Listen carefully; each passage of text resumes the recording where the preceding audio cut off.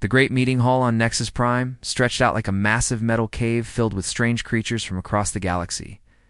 Ambassador Lee Minho walked slowly to the speaking platform in the center, his black suit looking plain next to.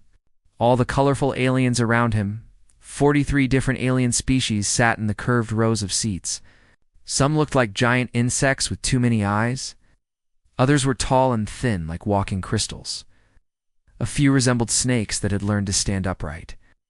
All of them were staring at the human who dared to speak about peace again. Minho held a simple tablet in his hands. Inside it was humanity's newest plan to stop the fighting in the outer space territories. He had worked on this proposal for months, carefully writing every word to show how all the species could share the disputed planets without war. Honored members of the Council, Minho began, his voice clear and steady, the Human Federation offers a new peace plan. We suggest creating safe zones where no one can fight. We want to share the mining rights fairly. We propose a joint committee to watch over new colonies so no one gets hurt. The response was immediate and cruel. A sound like grinding metal filled the air as General Vakdar of the Krex Empire started laughing. The Krex looked like huge beetles that walked on two legs, with armor-plated skin and mandibles that could crush steel. When Vakdar laughed, it sounded like a machine breaking apart. Other aliens joined in the mockery.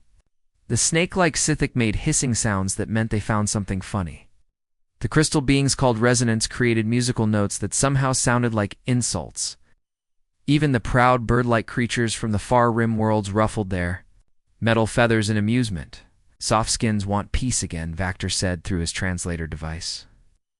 His real voice was all clicks and scrapes, but the machine made it sound like rough human speech. Tell me, little human, when did your people forget how to show their teeth? From the visitor area above the main floor, Park Soyoung watched everything happen. She worked as Earth's intelligence officer, which meant it was her job to listen and remember everything the aliens said. For 5 years, she had sat in this same spot, watching alien fleets attack human colonies while the Council did nothing to help. Her computer showed her secret reports that made her angry. 17 human settlements had been raided. 3 major trade routes had been blocked by alien warships. Countless human cargo ships had been attacked by pirates who were really alien military forces in disguise. Ambassador, Thysis from the Vorthon. Collective leaned forward in her seat. The Vorthons looked like tall, pale blue humanoids, but their skin moved like liquid mercury. Perhaps the humans forgot about courage when they discovered that talking requires less bravery than fighting, she said with a cold smile. The four-armed clan speaker Morden from the Zephyrian Alliance gestured dismissively with all his hands. Your colonies burn while you speak of wisdom, human. Maybe it is time to accept that the galaxy belongs to those strong enough to take it. The aliens in the hall made various sounds of agreement. Some clicked their claws together, others roared, with voices that hurt human ears.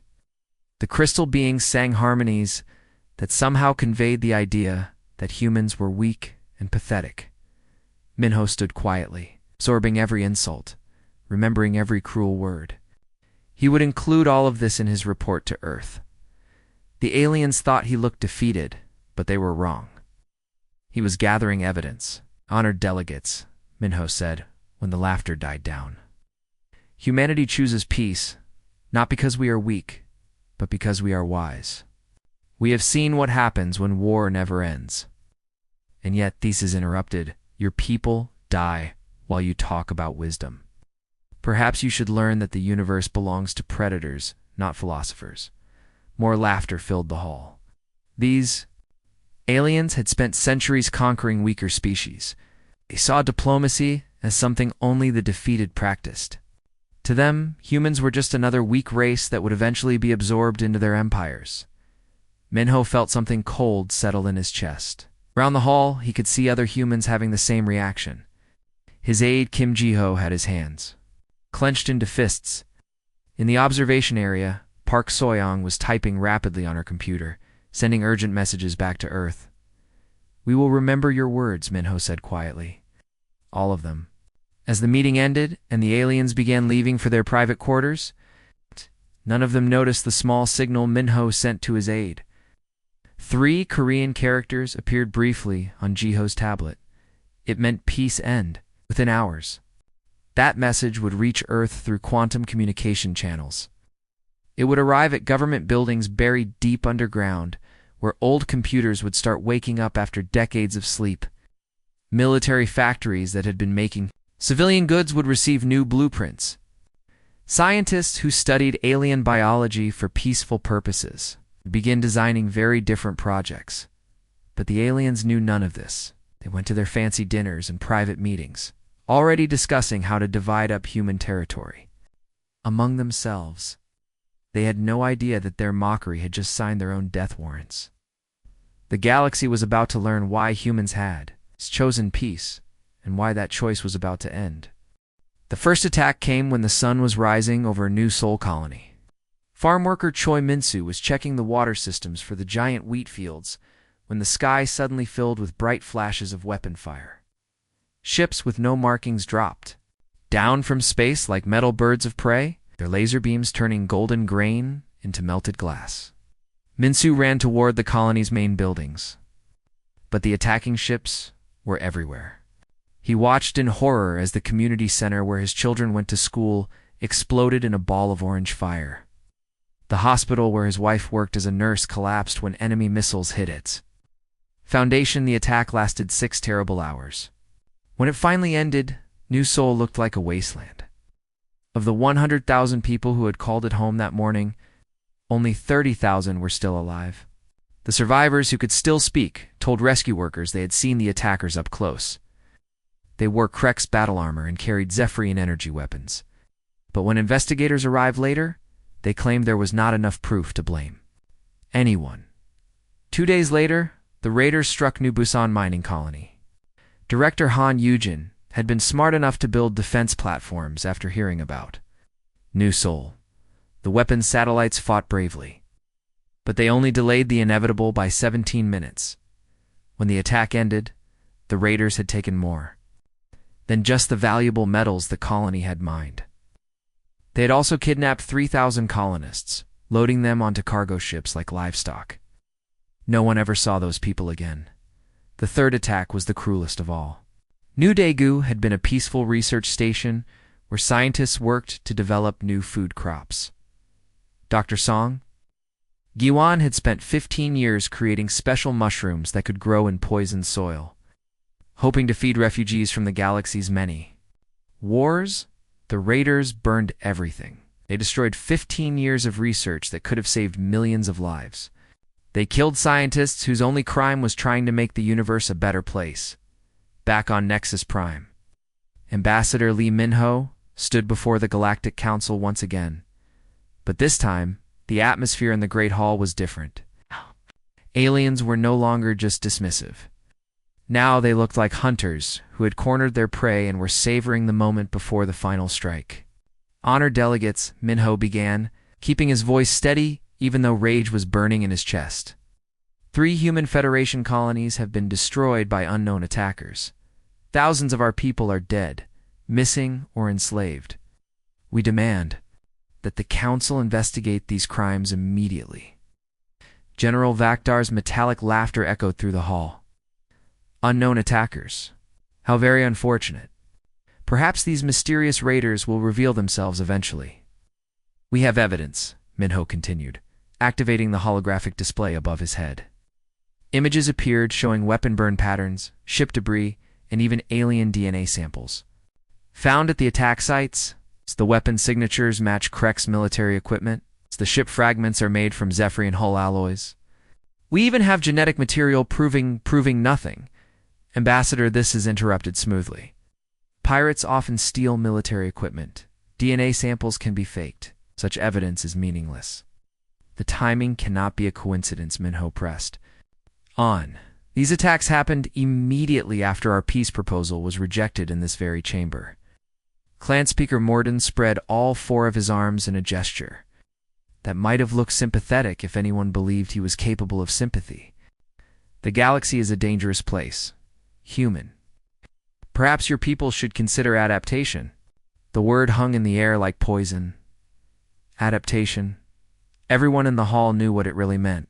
Surrender. submit, accept. That you are too weak to deserve freedom. Minho felt ice forming in his veins. Through his neural implant, he could sense similar reactions from every human in the chamber.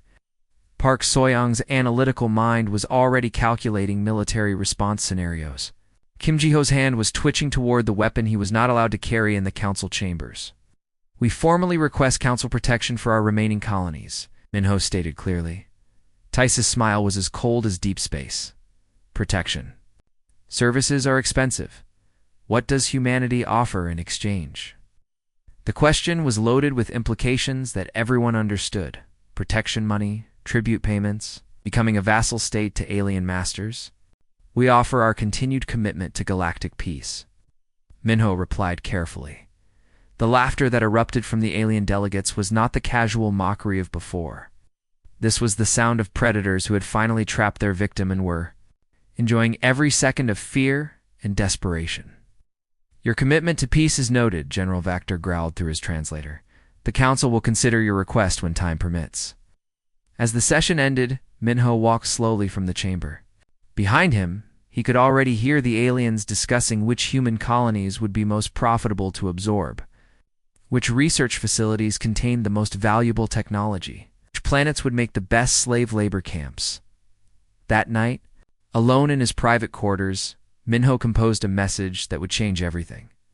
It was addressed to President Yoon Murray on Earth, and it contained only 5 words that would seal the galaxy's fate. They have chosen for us. On Earth, deep beneath the Korean peninsula, ancient computer systems that had slept for 50 years began to wake up. Military contractors who had spent decades building parks and schools received new blueprints. These were not plans for peaceful construction. They were blueprints for weapons that would make the old wars look like children's games. The mockery was ending. The reckoning was about to begin. Asterisk. Deep beneath the city of Seoul, in tunnels that did not appear on any official map, President Yoon Murray walked through corridors lined with humanity's darkest memories. The walls displayed weapons from every major war humans had ever fought. Ancient swords still stained with old blood.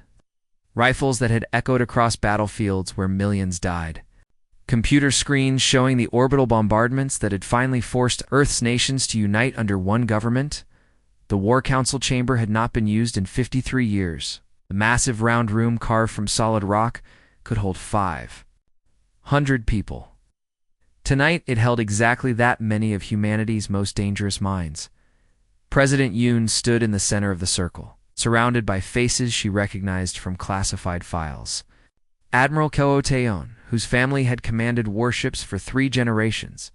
Dr. Lim Seo-yoon, whose research into alien biology had been purely academic until today. General Nam Hyok, who had trained soldiers for 30 years without ever expecting them to kill anyone. For more than 50 years, President Yoon began, her voice carrying clearly in the silent chamber, we chose to walk the path of peace. We built schools instead of military bases, and we created medicines instead of poisons. We turned our space fleets into tools for exploring the universe rather than weapons for conquering it. She paused, looking at each face in turn. These people had spent their entire careers believing that humanity had evolved beyond its violent past. We made these choices because we remembered the cost of war. We had seen what happened when humanity embraced its talent for destruction. We promised ourselves we would be better than our ancestors. The holographic display behind her changed, showing images that made several council members close their eyes in pain. The burned remains of New Seoul, where children had died in their classrooms, the empty craters where New Busan had stood. The silent laboratories of New Daegu, where scientists had worked to feed the hungry. They have mistaken our kindness for weakness. They have confused our self-control with inability. They believe we have forgotten what we are truly capable of doing. A new image appeared on the display. It showed a map of human space, dotted with colonies, research stations, and what the galaxy believed were simple trading ships. But as the image zoomed in, the truth became clear. Every colony had been built in a strategically important location. Every research station contained laboratories that could be converted to weapons production within days. Every merchant ship, had been designed with hidden compartments that could hold military equipment. "We have not forgotten," President Yoon said quietly. "We have been preparing." Admiral Ko stood up from his seat, his weathered face grim with knowledge that few humans possessed. "Madame President, our intelligence reports show that 17 alien species have joined together against us. They believe they are facing a broken government with no military power whatsoever." "What are they actually facing?" President Yoon asked. Dr. Lim activated her own holographic display, showing genetic modification charts that made several council members shift uncomfortably in their seats. Project Titan has been developing enhanced soldiers for extreme environment exploration for 20 years. These soldiers can survive in the vacuum of space, fight in crushing gravity, operate in radiation levels that would kill most alien species instantly. General Nam's presentation came next, showing deployment patterns for military forces that officially did not exist. "Our merchant marine consists of 40,000 vessels, equipped with military-grade engines and modular weapon systems. Our exploration fleet includes 500 ships with scanning equipment that can map enemy defenses from 3 light years away." The revelations continued for hours, each more shocking than the last. Nanotechnology disguised as medical research that could eat through enemy ship hulls at the molecular level.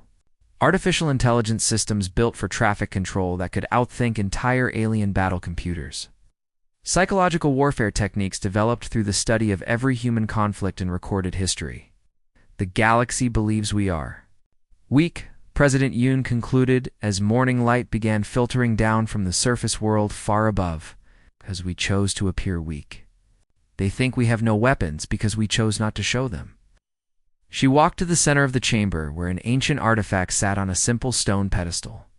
It was a warhorn carved from the bone of Earth's last wild elephant, used by Korean warriors 1,000 years ago to signal the beginning of battle. "Council members," she said, lifting the horn to her lips, "the galaxy wanted to see our weapons."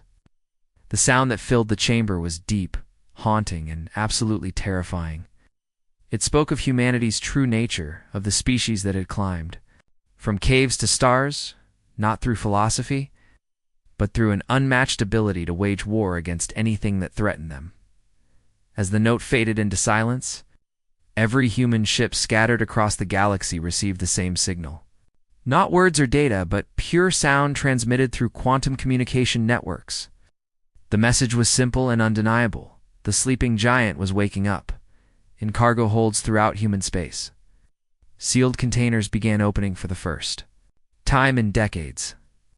Weapons that had been disguised as farming equipment revealed their true purpose. Scientists who had spent their careers studying peaceful applications of technology began remembering their military training. Soldiers who had been pretending to be farmers, teachers, and artists started shedding their false identities. "Let them see what they have chosen to face," President Yoon whispered as the Warhorn's echo finally died away. The galaxy was about to discover why humanity had chosen peace and why that choice was ending. Captain Wang Daeho had spent 12 years flying the merchant ship New Harmony between human colonies and alien markets. His cargo manifest said he was carrying farming equipment to the Vorthan border worlds. What the manifest did not mention were the weapon pods hidden beneath his grain storage compartments, or the fact that his farming equipment included enough explosive power to destroy a small moon. When the ancient warhorn sounded across space through quantum radio waves, Daeho felt something cold and familiar wake up inside his chest. His grandfather had been a submarine commander during Earth's last Great War. His father had served on orbital defense platforms during the planet unification conflicts. The Wang family had been warriors long before they became space merchants. Communications. "Officer Park," he called to the young woman at the radio station. She had joined his crew straight from what she believed was civilian shipping school. "Tell the crew to prepare for battle." Park Min-hee's hands moved across her control panel with practice speed. Like everyone on the New Harmony, she had trained for this moment even while hoping it would never come. The ship's bridge transformed around her as wall panels slid away to reveal military displays and weapon controls that had been hidden for years. "Captain," she reported, "Fleet Command is sending us target information." Krek supply convoy in Sector 7 G47 enemy ships with light protection. Deho smiled, and any alien who saw that expression would have run screaming into space. Set our course. And Minhee, send a message to the convoy before we attack. What should the message say, sir? Tell them this is for New Sol. Across the galaxy, similar scenes were happening on thousands of human vessels. The research ship Peaceful Explorer, which had been studying gas clouds for 15 years, revealed weapon systems that could crack planets in half. The passenger liner, Gentle Tide, deployed assault pods filled with genetically enhanced soldiers whose bodies were living weapons. On the border world of Cathara, where Zephyrian warriors had been hunting human refugees for entertainment, a single human transport ship entered orbit. The aliens initially ignored it. One ship, against their entire planetary defense network, seemed like suicide. They changed their minds when the transport began launching small objects the size of basketballs. These objects passed through the alien shields as if they did not exist, then turned the defense platforms into expanding clouds of superheated gas. Commander Osuyun led the assault on the Krex Empire's main shipyard orbiting their homeworld. Her ship, the Harmony's End, had pretended to be a diplomatic courier for 7 years, while secretly mapping every military installation in Krex space. Now she watched those same shipyards burn as weapons that bent space itself, tore through alien hulls like they were made of paper. Commander, her weapons officer reported, the Krex are asking to surrender. Shuyun thought about the children who had died on New Buzan, the scientists who had burned alive on New Daegu. Tell them surrender was not offered to our colonies. The psychological warfare proved just as devastating as the physical attacks. Humans had spent 50 years studying how alien minds worked, learning what each species feared, discovering how they could be mentally broken. The Vorthan Collective, which prided itself on cold, logical thinking, found their carefully planned strategies made useless by human combat tactics that seemed chaotic, but were actually precisely calculated. The Zephyrian Alliance discovered that their proud warrior culture, so effective against other alien species, was just a pale copy of humanity's own fighting traditions. Traditions that had been refined through millions of years of warfare against their own kind. Within 6 weeks, 3 of the galaxy's most powerful military forces found their fleets scattered, their colonies under attack, and their governments facing a species that fought with a creativity and ruthlessness that defied everything they thought they knew about civilized warfare. But the most terrifying moment came when the combined alien fleets gathered for one final assault on Earth itself. 1 million ships from 17 different species, representing the largest military force in galactic history, approached humanity's home solar system, expecting to face a desperate last stand by a dying race. Instead, they found Earth's orbital space filled with structures that seemed to violate the laws of physics, weapon platforms that existed in folded space-time, automated factories that could build destroyer-class warships in minutes, defense arrays that appeared to bend reality itself. Admiral Ko Tehan's voice was broadcast to every alien ship in the system. His words were calm, almost polite, which somehow made them even more frightening. You came here expecting to face the species that chose peace, he said. Instead, you are facing the species that chose to let you live. That choice has now been cancelled. The battle lasted exactly 4 hours and 17 minutes. When it ended, the greatest military alliance in galactic history had been reduced to burning wreckage and emergency escape pods floating in the cold vacuum of space, and then, to the complete confusion of every surviving alien commander, the humans stopped shooting. Ships that could have easily destroyed the remaining life pods instead began rescue operations. Medical vessels that had been hidden behind the moon emerged to treat wounded aliens. The species that had just demonstrated the most terrifying military capability in galactic history is now saving the lives of their defeated enemies. The surviving aliens floated in their rescue pods, trying to understand what had just happened. They had attacked the most dangerous predator in the universe, and it had shown them mercy. That mercy was somehow more terrifying than the weapons. The new Galactic Council met on Haven's Rest, a hastily built space station that replaced Nexus Prime after the great diplomatic center had been turned into floating Debris during what historians would call the Awakening War, the meeting hall, was smaller now, more humble, filled with beings who had learned the hard way that there was a difference between being strong and being cruel. Ambassador. Lee Min-ho walked to the speaking platform, his footsteps echoing in a chamber that had fallen completely silent the moment he entered. Where alien delegates had once laughed at human peace proposals, now they watched him with the careful attention that prey animals give to apex predators. General Vactor was not present. His own species had demanded his immediate execution after learning that his mockery of human diplomacy had nearly caused the complete destruction of the Krex Empire. Of their original 1,000-world confederation, only 73 planets remained capable of supporting life. Ambassador Thisis sat in the Vorthin section, her pale blue form dimmed to almost complete transparency. The collective's cold logic had proven worthless when faced with human warfare that embraced chaos, sacrifice, and seemingly impossible courage. Their homeworld's orbital defenses had been bypassed by human ships that had somehow convinced the automated systems that they simply did not exist. Clan Speaker. Morden occupied the Zephyrian delegation alone. His 3 surviving arms bore ritual scars of defeat, a warrior culture's acknowledgement that they had encountered something far beyond their understanding of combat. Honored delegates, Min-ho began, and several aliens physically flinched at the formal address they had once taken. For granted, humanity has accepted your surrender.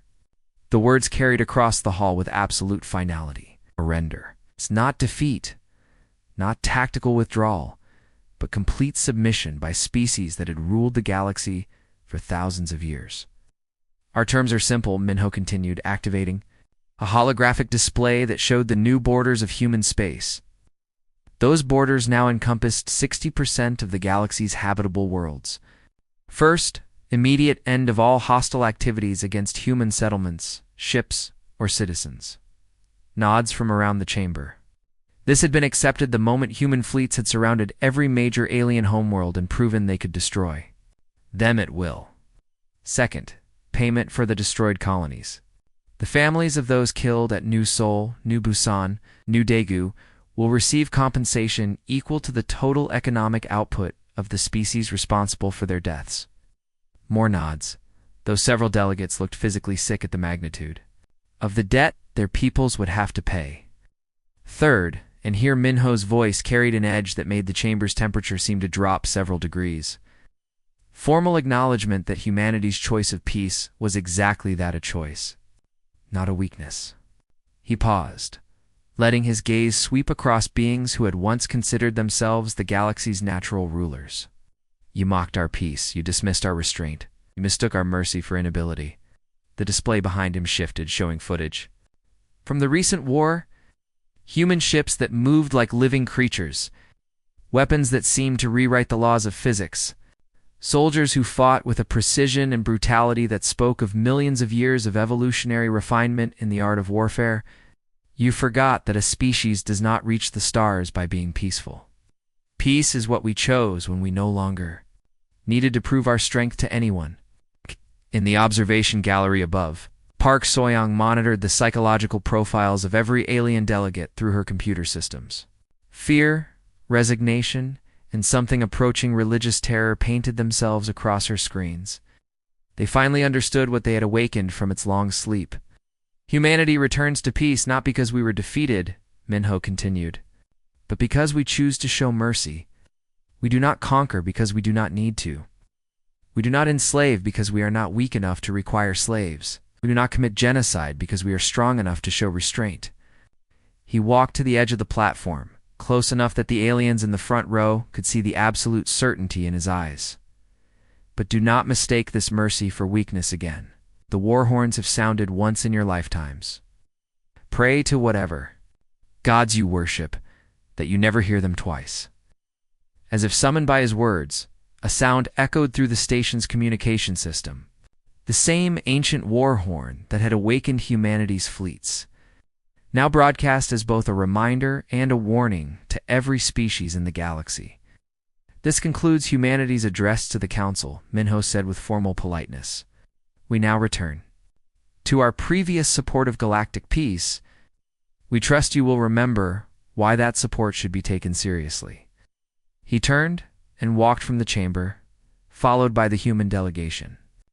Behind them, the galaxy's surviving powers sat in stunned silence, finally understanding the truth that had escaped them for half a century. The most dangerous beings in the universe were those who chose not to fight until they no longer had any other choice. In human space, weapons factories returned to building schools and hospitals. Military shipyards resumed construction of exploration vessels and cargo ships. Enhanced soldiers went back to their cover identities as farmers, teachers, and artists. But in the depths of space, monitoring stations continued their watchful vigil, and in underground bunkers on 100 worlds, the War Council maintained its readiness because the galaxy had learned its lesson about mocking humanity's peace, and humanity had learned that some lessons could only be taught with fire and blood. The Warhorns slept once more, but they would never rust.